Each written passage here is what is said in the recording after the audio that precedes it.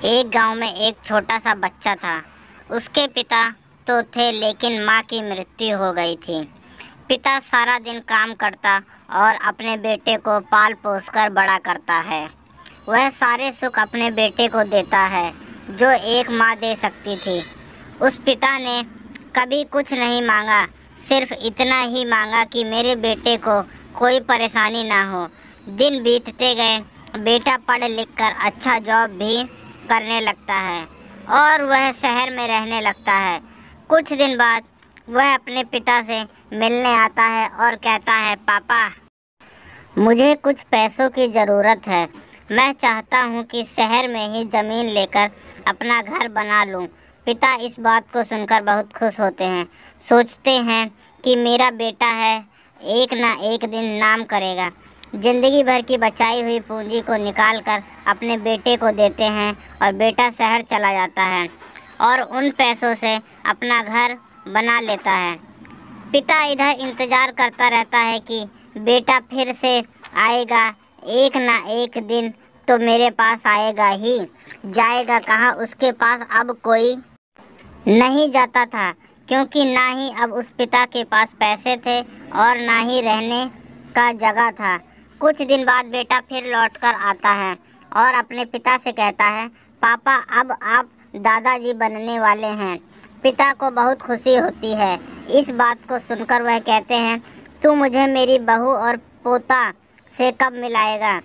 बेटा कहता है, बस पापा, थोड़े दिन और।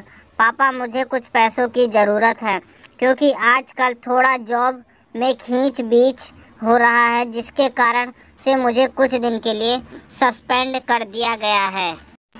पिता के पास कुछ नहीं रहता है देने के लिए, लेकिन फिर भी कहता है, अच्छा बेटा, तू रुक, मैं अभी आया।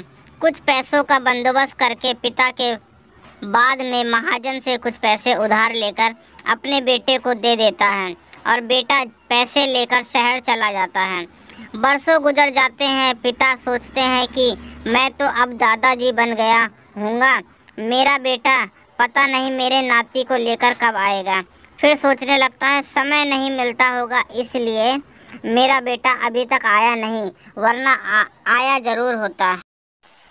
तब तक महाजन 2-3 आदमी को लेकर उस पिता के घर पर आता है और कहता है कि आपके वादे के मुताबिक मैं पूरे 3 महीने बाद आया हूँ।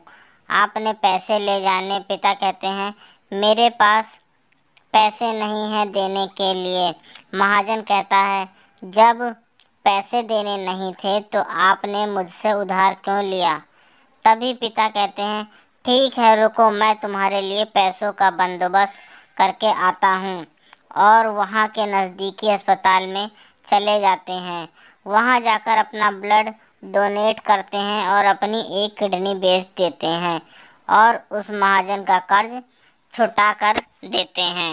किडनी बेचने के बाद उनकी स्थिति और भी खराब हो जाती है और वह उस राह में जी रहे होते हैं कि मेरा बेटा एक दिन आएगा ज़रूर। इस आस में जीते जीते एक दिन पिता की मृत्यु हो जाती है, परंतु उस बेटे को अपने पिता को आग देना भी नसीब नहीं हुआ। आपको यह कहानी कैसी लगी, नीचे कमेंट करके हमें ज़रूर बताइएगा। अगर आपको ये कहानी पसंद आई हो तो अपने दोस्तों के साथ ज़रूर शेयर करें और ऐसी ही प्यारी कहानियाँ सुनने के लिए हमारे YouTube चैनल से जुड़ें।